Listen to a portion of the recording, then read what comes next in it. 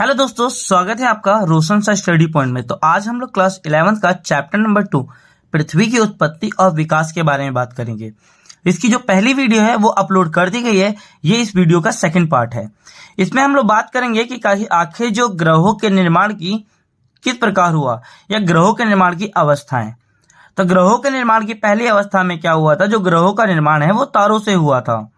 अब तारों से किस प्रकार हुआ कि गुरुत्वाकर्षण बल के कारण क्या हुआ, क्रोड का निर्माण हुआ। किसका हुआ? क्रोड का। अब क्रोड के चारों ओर गैस और धूलकण के चक्कर लगाती हुई एक बादल यानी तस्तरी विकसित होने लगी। आप चित्र में देख सकते हैं किस प्रकार से क्रोड है, उसके आसपास क्या है, बादल निर्मित हुए हैं। आगे बढ़ते हैं, गैसीय बादल के संघनन यानी दूसरी अवस्था में क्या हुआ था कि यही जो गैस के बादल के संघनन के कारण क्रोड के आसपास के पदार्थ यानी गोलाकार पिंडों के रूप में विकसित होने लग गए थे। यानी जितने ये आसपास जो बादल हैं, बादल ये सारे के सारे जो बादल हैं वो एक जगह इकट्ठा होने लगे थे, जिन्हें हम ग्रहाणु भी कहते हैं। और फिर जो तीसरी अवस्था है गुरुत्वाकर्षण, यानी इसमें क्या हुआ था, गुरुत्वाकर्षण बल के कारण ये छोटे छोटे जो ग्रहाणु हैं वो पिंडों के रूप में सीधा एक क्रोड के ऊपरी परत में जमने लग गए थे। और इसी प्रकार से ये ग्रहों का निर्माण हुआ था। और ग्रहों के निर्माण की ये तीसरी और अंतिम अवस्था थी। ठीक है, तो इस प्रकार से क्या हुआ, हमारे छोटे छोटे ग्रहों का निर्माण हुआ। आगे बढ़ते हैं, स्थल मंडल का विकास। आखिर बात करते हैं पृथ्वी के स्थल मंडल का विकास किस प्रकार हुआ। अभी हमने पढ़ा कि किस प्रकार से ग्रहों का निर्माण हुआ है। स्थल मंडल का विकास किस प्रकार हुआ कि आरंभ में जब हमारी पृथ्वी थी वो पूरी तरीके से जलता हुआ लावा था। मतलब जगह जगह लावा था और ज्वालामुखी क्या हो रहे थे, विस्फोट हो रहे थे। उस समय हमारी पृथ्वी पर विभिन्न प्रकार की गैसें निकल रही थी और इसके साथ साथ पृथ्वी पर उस समय पूरी वीरान थी। पृथ्वी क्या थी, वीरान थी। उस समय किसी प्रकार का जीवन नहीं था। अब बात करते हैं स्थल मंडल के विकास के बारे में। तो क्या हुआ, हल्के और भारी पदार्थ जो थे वो धीरे धीरे क्या होने लगे, अलग होने लग गए। यानी हल्के और भारी पदार्थ अलग होने लग गए और यही अलग होने की प्रक्रिया विभेदन कहलाई।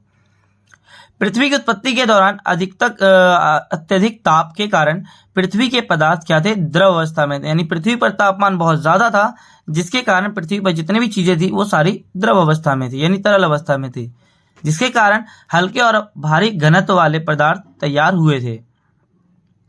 अब क्या हुआ कि जो घनत्व के अंतर के कारण जो भारी पदार्थ थे वो पृथ्वी के केंद्र में चले गए और हल्के पदार्थ पृथ्वी की सतह पर या ऊपरी भाग में आ गए।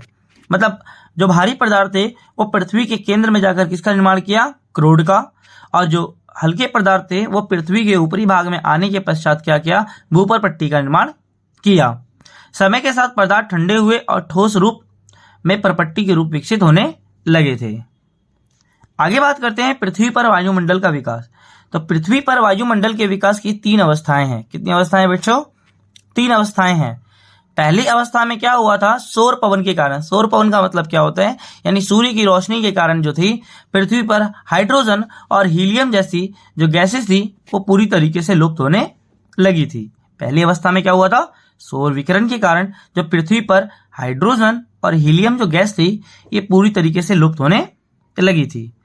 दूसरी अवस्था में क्या हुआ, पृथ्वी के ठंडा होने और विभेदन के दौरान पृथ्वी के अंदर से बहुत सारी गैसें और जलवाष्प बाहर निकलने लगे थे।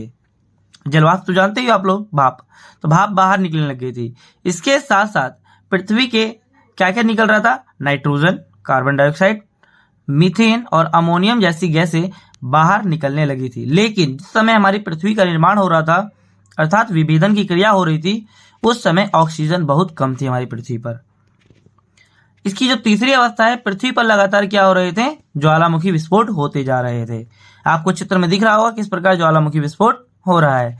तो इस प्रकार के पृथ्वी पर लगातार बहुत सारे ज्वालामुखी विस्फोट होते जा रहे थे, जिसके कारण जो वाष्प है यानी जलवाष्प है और गैस धीरे धीरे क्या होते हैं हमारे वायुमंडल में बढ़ रही थी। और ये जलवाष्प एक जगह इकट्ठा यानी संघनित होकर वर्षा का रूप धारण कर लिया और पृथ्वी पर लगातार करोड़ों सालों तक लगातार मूसलाधार बारिश होने लगी थी।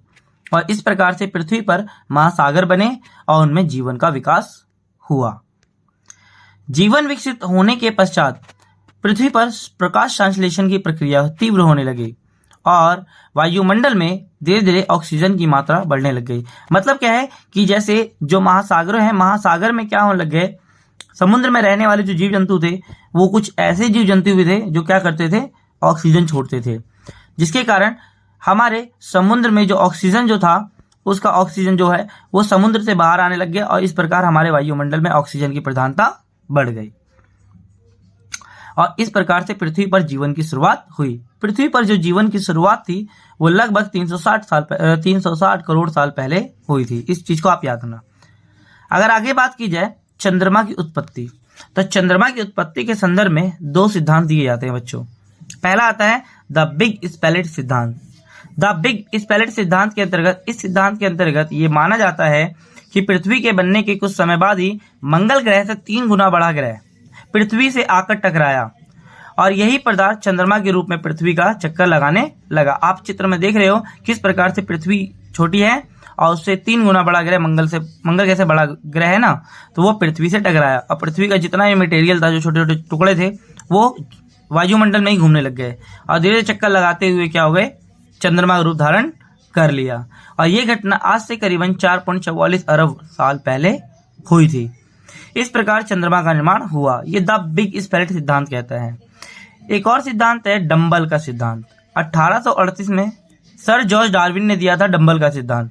और डंबल के सिद्धांत में कहा जाता है पृथ्वी और चंद्रमा तेजी से घूमते हुए एक पिंड थे और ये पूरा पिंड एक तरीके से डंबल जैसा था। किसकी तरह था? डंबल। जो जिम में जैसे डंबल होता है ना, उसी प्रकार से ये डंबल की तरह था। बीच में ये पतला था और किनारों से क्या था, ये मोटा था। ठीक है। किसी कारणवश क्या हो गया, इसमें जो बीच से ये क्या हो गया, इसके अनुसार क्या हो गया, बीच में जो ये था कि जो टुकड़ा था, यानी दोनों बीच के जो बीच में जो पतला था ये टूट गया और टूटने के पश्चात जो इसका एक भाग है वही अंतरिक्ष में चक्कर लगाते लगाते क्या बन गया, चंद्रमा बन गया। इस प्रकार से चंद्रमा का निर्माण हुआ। जहां आज प्रशांत महासागर है वह एक गर्त के रूप में भी मौजूद है। इसका ये सबसे बड़ा साक्ष्य माना जाता है। अगर वीडियो अच्छी लगी हो तो वीडियो को लाइक शेयर सब्सक्राइब जरूर करें और जितने भी वीडियो बनाई जा रही है उस सारे के सारे क्वेश्चन इंपॉर्टेंट है, टॉपिक सारे इंपॉर्टेंट है, तो 2-3 बार जरूर देखें। समझ में ना आए तो 2-3 बार जरूर देखें। अगर कोई भी डाउट हो तो कमेंट बॉक्स में जरूर डालें।